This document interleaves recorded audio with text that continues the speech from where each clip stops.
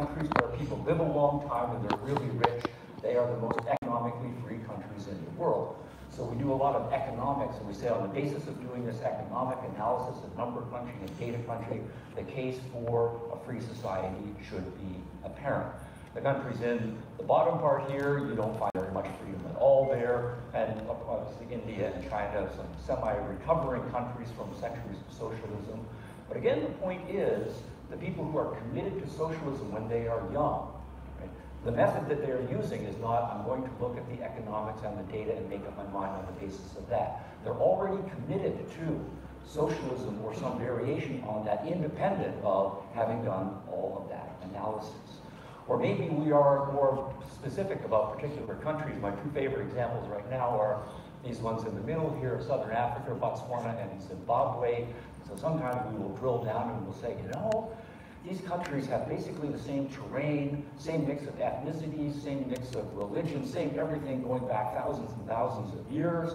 And yet, when we go back to this data here, what we find is Zimbabwe is over here, desperately poor, people not living very long. And look at Botswana over there. It's amazing for a sub-Saharan African nation, right?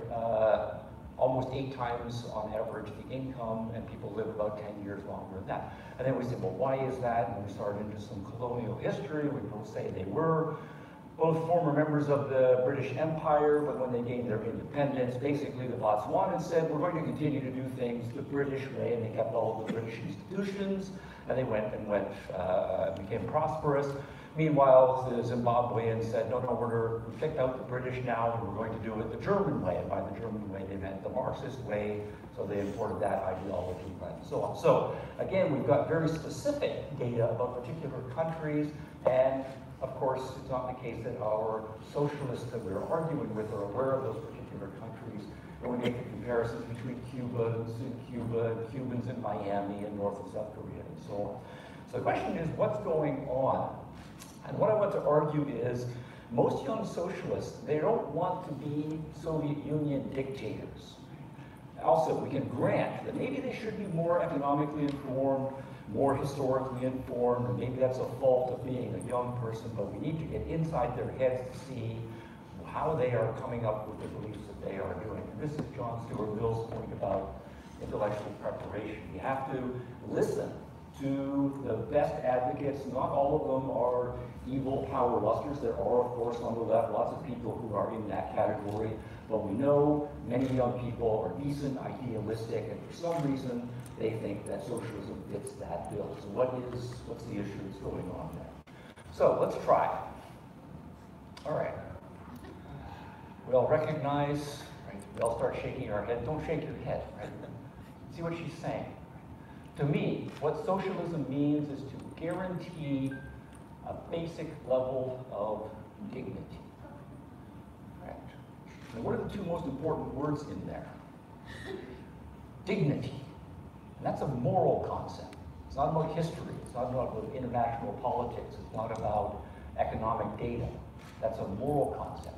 We are concerned with dignity. And guarantee, I think, is the other one. There should be a basic guarantee. And notice I use the word should. There should be. And that's an ethics claim that is being made. And if you believe that the moral thing is that people have an inherent human dignity and that should be granted to them as a matter of dignity, then that is something that causes many young people to commit. And arguments then, yes, what about the Soviet Union? Yes, what about Zimbabwe? And so on. That seems a little bit abstract. Now, there's a long intellectual history here. I want to just go back one generation. This is back when I was in graduate school. This is Michael Harrington. He's one of the most famous socialists, right, American professor of socialists of all time.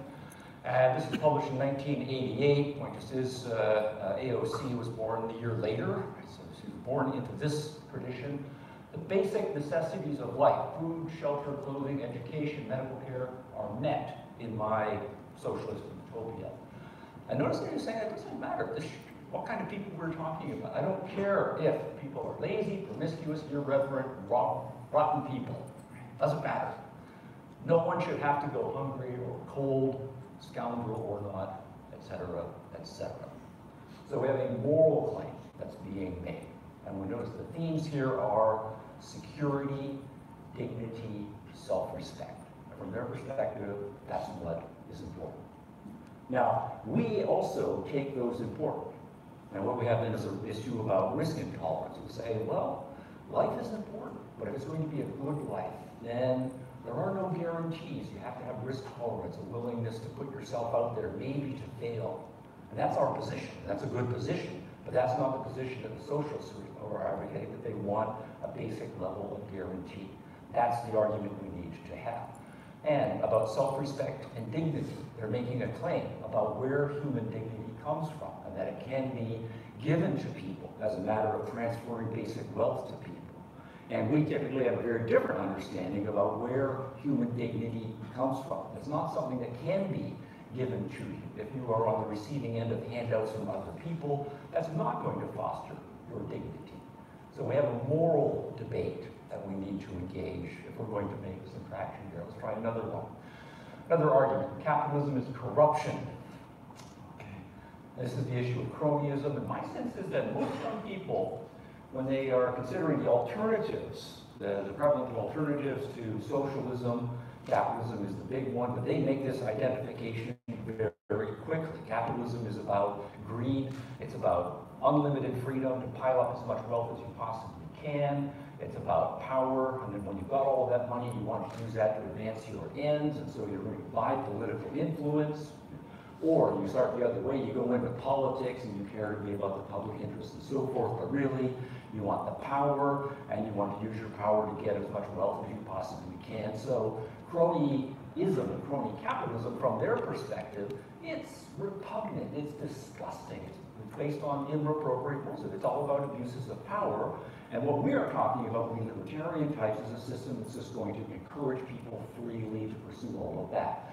Now that's the argument. We have arguments on the other side, where we say, look, if you're really concerned with not having the economy corrupted or the political process corrupted, you need to separate the two of them. It's an unholy alliance of putting those two things together, and we should have the economy go its own way, leave that in private hands, a small limited. So we know this argument, and we also are caring about corruption, abuses of power. But again, it's a moral debate that we are and should be having on this issue here. Those are the themes, power and corruption. I don't know if you younger people recognize this name. She had the highest measured IQ ever of a human being, and people would send in brain teasers to her, and she had a weekly column writing the responses to that. So the kind of data here is the argument that you have heard. Say, look, when you look at most people, they're not that smart. They're not that knowledgeable. And so if we give people a lot of freedom, and as libertarians are saying, no, you're on your own, life is complicated, we're just setting people up for failure. And so libertarianism then is setting people up for having a second best life. Most people just aren't up to it. And there are people who are a lot smarter and decent people, and if we have some sort of centralized control, then that's going to make their arguments a little better off. And so we have a kind of socialist paternalism. And most socialists, particularly if they are at the university, they know that they're smart. And they know that they came from small towns or other places where in many cases they were among the smartest people in the school. And they know that a lot of their former classmates are just going to go up and make a semi-hash of their lives. And wouldn't it be better if smart, well-meaning people like me were in charge of things? So I just want to give you the one anecdote here from Ask Marilyn. There was a column that she wrote that really drove this point home to me. She received a letter from a man who said he and his wife and his brother-in-law had this big argument after dinner about how to solve this challenging math problem. Here's the math problem. They had on the table a box of bran cereal. And on the bran cereal box it said, this is 100% bran cereal. And the guy said, so the problem was we're going to take 1 cup of this bran cereal and pour it into a bowl. Now, it turns out they had another box of 40% bran cereal on the table. It's a real bran cereal family for some reason. Now we're going to take 1 cup of 40% bran cereal and pour it into the same bowl. So now we've got a bowl with 2 cups of bran something or other in there. And the question is, what percentage of bran is in the bowl? So this is a math problem. And he says, we argued about this. And we couldn't convince each other of what the right answer was. My wife is convinced that the correct answer is 140% brain. And we couldn't convince her by that long. So she thinks the right way to do this is you take the two percentages and you add them. Okay, that's wrong. Brother-in-law, his answer was to say that there is 60% brain in the whole. You take the 100%, you subtract the 40% from it, and you end up with 60%. That's the right answer. And so that comes the debates went back and forth. And the brother-in-law, or sort of the guy who's writing the letter, and the semi-superior, like rhetorical tone, said, yeah, they're both wrong. I think the right answer is that it depends. Did you pour the 100% brain cereal in first, or did you pour the 40% brain cereal in first? And you get a different answer. And the point is that these are three people who vote. Complicated modern society that's high-tech and scientific and so on, and we're just going to, as libertarians, put them out into the world and say, you're on your own. Well, how callous, how indifferent. Wouldn't it be better if we know there are smart people like you and me right in this room that we can take over the managing of certain decisions for them, and their lives will definitely be better off as a result of that. So most socialists, and even well-meaning socialists, would say, as a matter of compassion and caring about other people who are less competent than themselves, we have an obligation to try to look out for them. And these are not necessarily mean, evil, power luster type of people as well. Or another variation, speaker before mentioned Plato. This is another story that Plato picks up and is trying to buy you. I've run into it in your philosophy classes as well. Where Gyges was a poor shepherd boy. Lonely, job was to look after the sheep all summer for the village, take them up into the mountains, hang out with the sheep. So basically, no social life, no money, smell like a sheep all the time, and just kind of a low-end job. Legend has it that Gyges is poking around in a cave he's up in the mountains there, and he finds this ring trapped between some rock. He takes the ring out, and it's this gold ring. Beautiful. It's got this big stone on it. He puts the ring on his finger. He starts to play with it, and he discovers that when he turns the ring so the jewel is facing inwards, it becomes invisible. And then when he shakes the ring and turns it facing outwards again, it becomes visible again. So he's got a ring that's the magic invisibility ring. Of course, lots of literature down the ages focuses on this theme. The ring is a metaphor for power. The power to do whatever you want. And that's what the ring gives Gyges. Then the question is going to be, what does Gyges do next? And what he obviously does is, he does what any human being would do, and this is Plato's point about it, just forget the sheep and going back to the village, that's where the action is, and he goes on a crime spree. There's stuff that he wants, everybody wants stuff, right? And he's poor. And now if he's semi-smart about it, he can basically steal and take whatever he wants, and so the village is terrorized by this crime spree. What else do people want, especially men want, particularly young men want? Well, they want sex. And what's Gyges' sex life been? Not so good so far. Now, basically, any woman he wants, as long as he's minimally smart about it and careful, he can have his sexual satisfaction. So there's a race through. What else do people want? Well, they have enemies.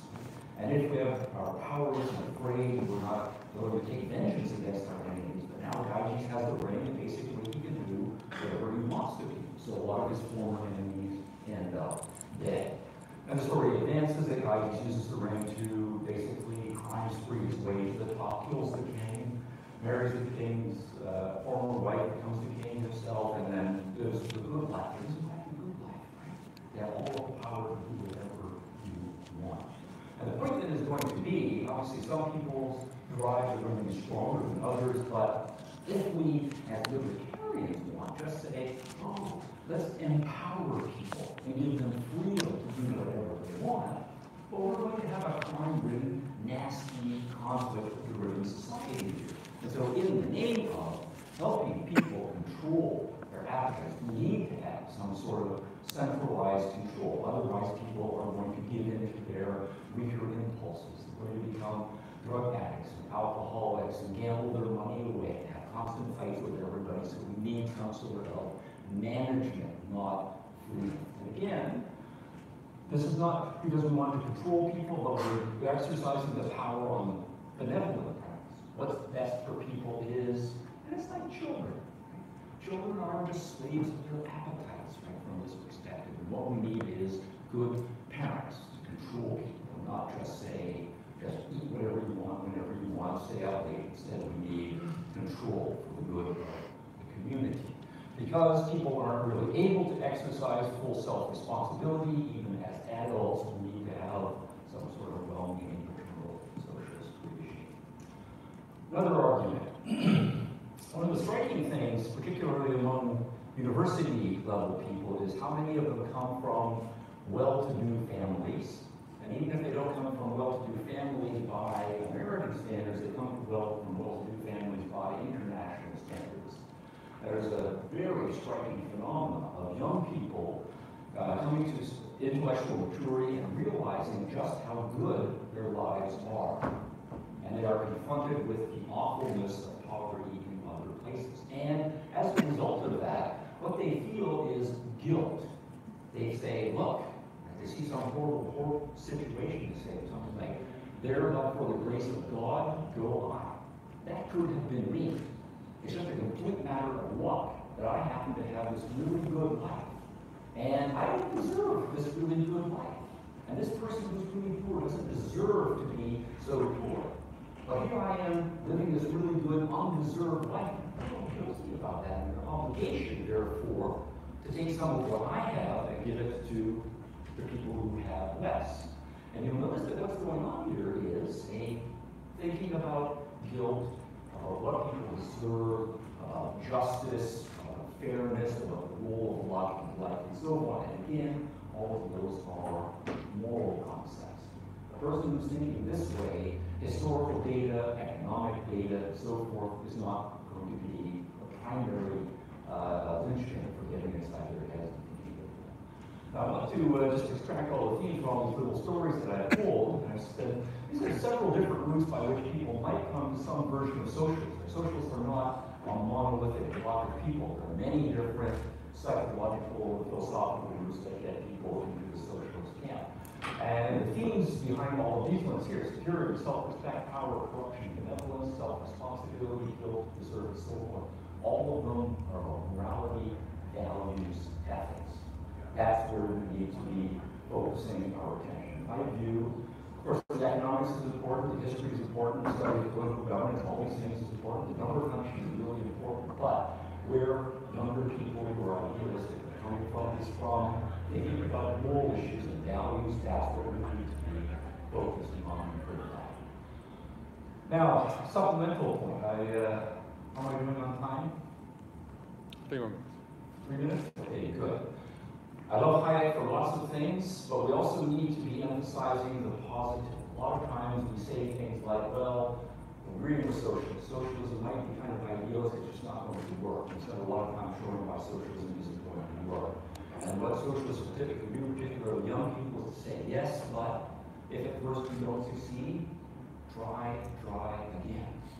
And that's a healthy impetus for young people, not to give up too easily. And we don't want to sound like old, fuddy-duddy conservatives, oh, well, people have tried it before, and just give up now.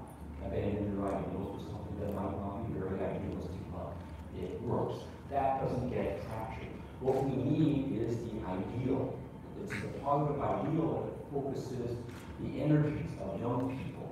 And I want to point out, since I only have a minute here, both James Buchanan and Ayn Rand, in my judgment, are among classical liberal libertarian thinkers the ones who are most emphasizing the importance of the positive moral ideal. We have one. That's an important one.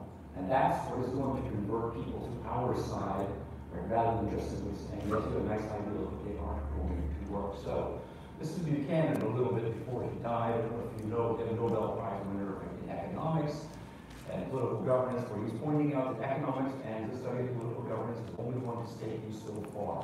The most important issue is morality.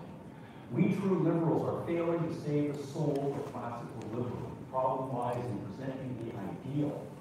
Classical liberalism cannot secure sufficient public acceptability when its local advocates are limited to, does it work pragmatists? And this is part of criticism of Mises and Hayek, who did great work, but both of them often would assess their own work and just say, well, our career has been a matter of socialists and fascists and various other types of central planning people saying, this is the system that we propose, we think it's beautiful and idealistic, and we, Mises and Hayek, will show you why that's not going to work. End of story. What we need then is to go to the next step and say, well, what are we going to replace it with? We need a vision, we need an ideal. Right? People need something to yearn and struggle for. That's what it is. We want our lives to be meaningful. We want to have great values that consume us, particularly young people who are putting their lives together. That's what we need to focus on. Rand, which is an excerpt from Rourke's speech in the Fountainhead, and this is a statement here, which is harkening back about what thrills us about the people who have done something awesome with their lives is this very human thing. That they took the first step. They went down new roads, and they armed with their own vision.